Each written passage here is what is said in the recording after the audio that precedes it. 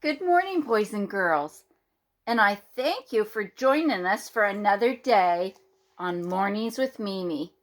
Where we are here in Canada today, it's a very mild day outside, and we're being told that we're going to get another great big snowstorm. So it's not going to be so nice tonight and tomorrow, but wherever you are, I hope you are enjoying sunshiny weather. So today is our second day that we're going to read another story out of our fairy tale book. Yesterday was the gingerbread man, and today's story is Cinderella. So let's join together and see how this story writer brings Cinderella about. Once upon a time, there was a kind, sweet girl called Cinderella. Her mother died when she was just very young, and her father married again. But his new wife, she was mean and bossy. Her two daughters, Anastasia and Drusilla, were as mean and nasty as their mother. They treated Cinderella like a servant. Boys, that's not very nice, is it? No. One morning, Cinderella was busy polishing her stepsister's shoes when there was a knock at the door. "What are you waiting for?" snapped Drusilla. "Answer it." Cinderella opened the door to find a smart footman.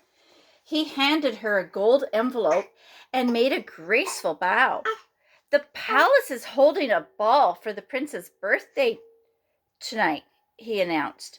"Every girl in the kingdom is invited." Are you helping me, Jax? "It's not meant for you," cried Anastasia, snatching the invitation. "But the footman said that every girl is invited," protested Cinderella's father.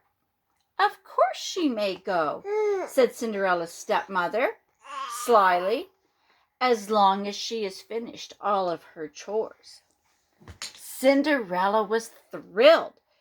"Oh, I'll start my chores right away."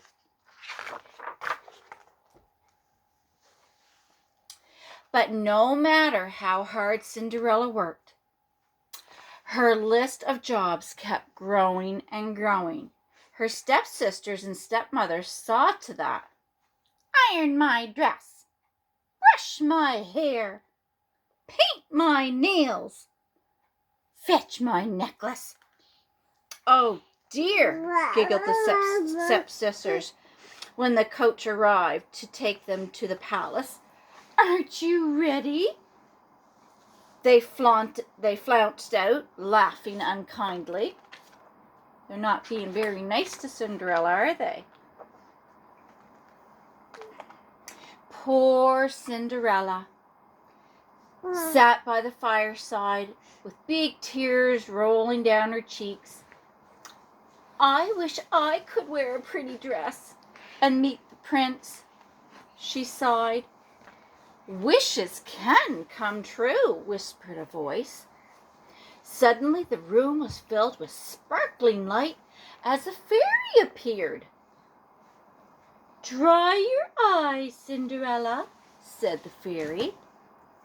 "I am your fairy godmother, and we have work to do." Oh boy. "Go to the garden and fetch me the biggest pumpkin you can find," her fairy godmother said. Cinderella was puzzled, but she did as she was told. Swoosh! With a wave of her wand, Cinderella's fairy godmother transformed the pumpkin into a beautiful coach. Next, the fairy godmother searched all around the courtyard and rounded up 4 white mice and a rat. Swoosh! 4 gleaming white horses and a smart coachman appeared.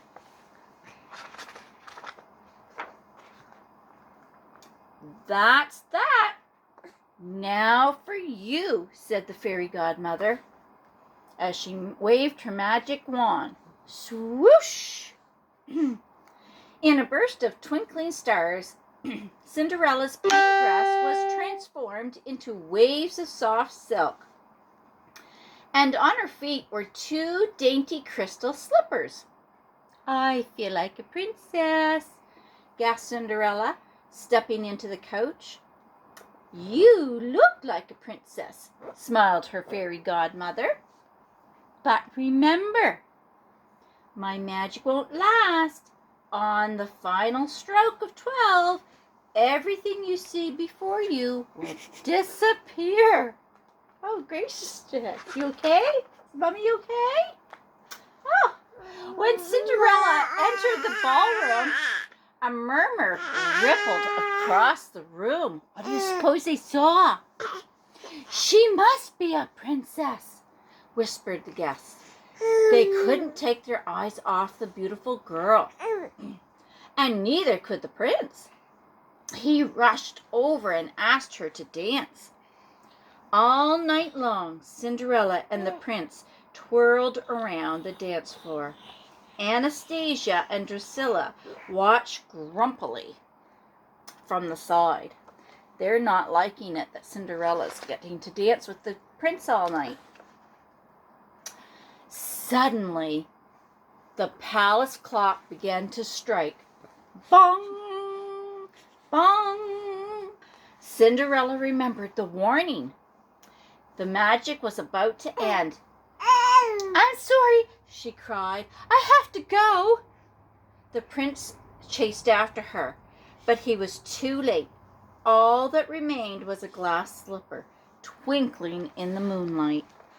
See, she lost it right on the big stairs. The following morning, the prince set out to find the beautiful girl from the ball. "Every girl in the land must try the slipper," he said. Girl after girl tried to squeeze her foot into the tiny shoe, but with no success. Finally, the prince arrived at Cinderella's house. Anastasia and Drusilla fought over the glass slipper, but no matter how hard they tried, they couldn't squeeze or squash their foot into the dainty shoe.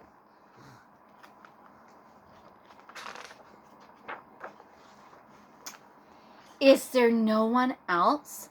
asked the prince.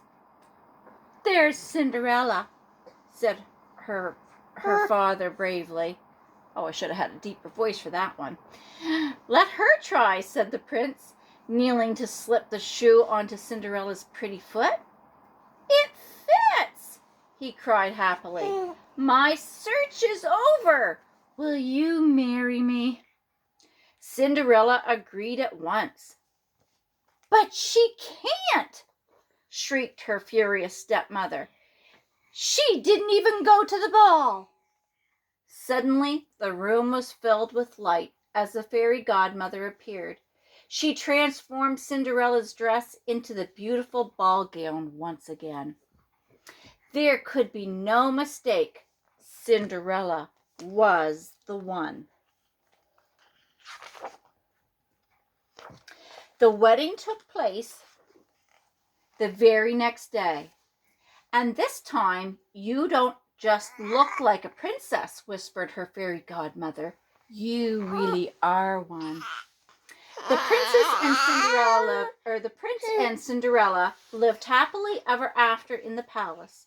Meanwhile, Anastasia and Drusilla had to polish their own shoes and iron their own clothes and dresses that made them grumpier than ever. Oh, they had to do their own work. The end. Well, boys and girls, I know this is just a made-up pretend story, but it was fun, and I'm sure that you guys like to dress up and play pretend too. I know when I worked at a daycare, the boys and girls loved to dress up in their mums and dads' old clothes. They'd put on hats and jackets and fancy dresses and high heels, and they just had a lot of fun pretending like they were mums and dads or they were princesses, and it's always fun to pretend.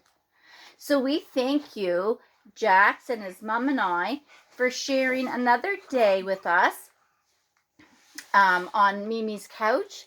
And this is the weekend, so we hope that you will have a great weekend and not too much snow comes your way, which they're saying it is for us. So we're going to say bye-bye for now. Thank you for joining us.